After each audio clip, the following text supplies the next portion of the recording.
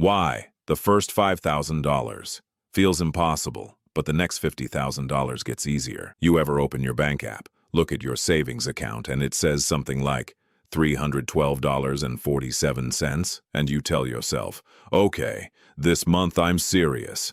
I'm finally going to save money. And then rent hits, groceries, car insurance, a random $180 charge you forgot about, and somehow you're back at $127. And you think, how do people save $100,000? I can't even get to $5,000.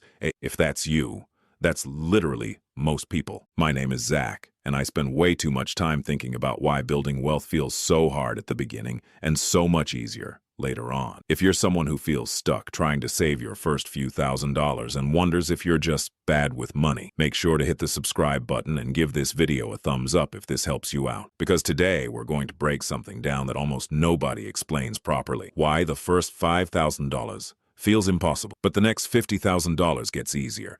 And it's not just math, it's psychology, it's systems, and its identity. The brutal truth: most Americans can't even save $1,000. Let's start with something uncomfortable. According to the Federal Reserve, roughly 37% of Americans would struggle to cover a $400 emergency without borrowing or selling something. Think about that. Not $4,000, not $40,000, $400. That means if your car battery dies tomorrow, a huge portion of the population is in panic mode. So if you're struggling to reach $5,000, you're not broken. You're normal. But normal is the problem. Here's the thing. Saving your first $5,000 isn't hard because it's a big number. It's hard because of where you're starting from. Let's use simple math. If you make $4,000 per month after taxes and your fixed expenses are rent, $1,600, utilities, $250, car plus insurance, $600, groceries, $500, subscriptions plus phone, $250, miscellaneous spending, $600. You're left with about $200 to $300 per month if you're disciplined. At $250 per month, saving $5,000 takes $5,000 divided by $250 equals 20 months, almost 2 years. That feels slow, painfully slow, and that's assuming nothing goes wrong. But here's what most people don't realize. When you're at $0, every dollar you save feels like a sacrifice. When you're at $50,000, every dollar you invest feels like leverage. That's a completely different emotional experience. The psychological wall at $0. Look, when you have no savings, your brain is in survival mode. Behavioral economists call this scarcity mindset. When money is tight, your brain focuses on immediate threats. It literally reduces your ability to think long-term. Studies from Princeton University and Harvard University show that financial scarcity can temporarily reduce cognitive performance, similar to losing sleep. So when you're broke, you're not just low on money, you're low on mental bandwidth. That's why saving feels exhausting. You're fighting your own brain. Now, let's fast forward. Imagine you've already built $5,000. Or something shifts. You don't panic when your car needs a repair. You don't swipe your credit card in fear. You breathe. That $5,000 isn't just money, it's margin. And margin changes behavior. Here's where it gets really interesting. Once you build a small cushion, your financial decisions improve. You stop paying late fees. You avoid credit card interest. You stop making desperate purchases. Let's quantify that. If you carry a $3,000 balance on a credit card at 22% interest, you're paying about $660 per year in interest. When you build your first emergency fund, you break that cycle. That's not just saving money. That's stopping the leak. Why? The next $50,000 gets easier. Now imagine you've hit $5,000, then $10,000. Now you start investing. Let's say you invest $10,000 in a broad market index fund averaging 8% annually. That's $800 in the first year. Not life-changing. But now imagine you reach $50,000 invested. At 8%, that's $4,000 per year. That's almost a full extra month of income for many people. At that point, your money is working almost as hard as you are. And that changes everything psychologically. Because now saving doesn't feel like pushing a rock uphill. It feels like pushing a snowball downhill. The identity shift nobody talks about. Here's what most people don't realize.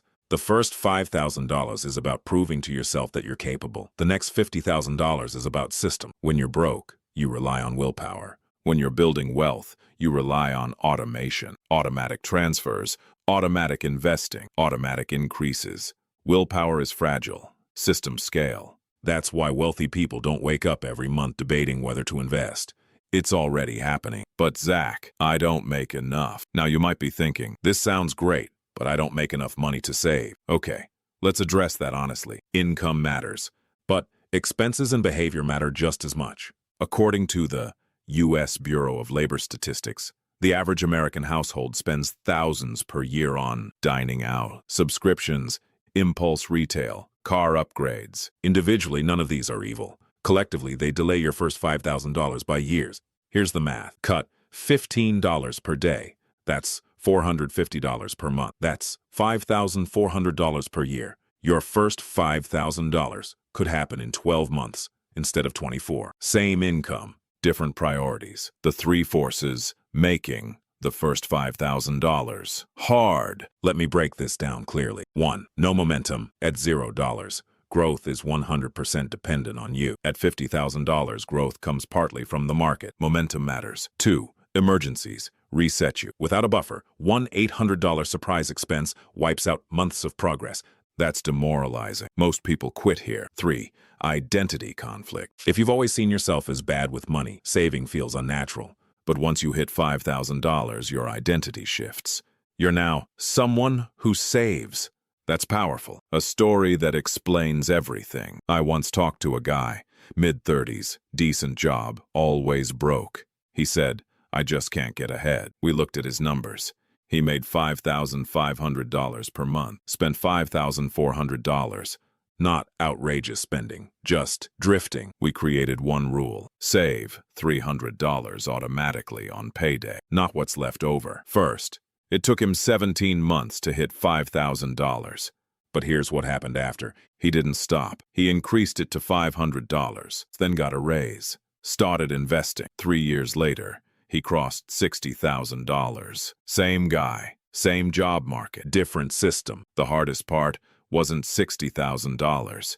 It was the first $5,000. This is where it gets really interesting. Compound growth doesn't just apply to money. It applies to behavior. Discipline compounds. Confidence compounds. Skill compounds. When you manage $5,000 well, you learn how to manage $10,000. When you manage $10,000 well, $50,000 doesn't scare you. But if you've never handled more than $800 at once, $50,000 feels abstract, unreal. That's why early reps matter. Clear, actionable steps to get your first $5,000 faster. Let's get practical. Step 1. Define your bare minimum monthly cost. Calculate survival expenses only. That's your baseline. Clarity reduces anxiety. Step 2. Automate 10 to 20% immediately, even if it's small. $150 per paycheck. Automate it. Remove decision-making. Step 3. Increase income by 10%. Not 100%. Don't chase a miracle. Ask for overtime, freelance, and negotiate. A 10% income increase can cut years off your timeline. Step 4. Protect the first $1,000. Like it's $1 million. This is your foundation. Don't invest it.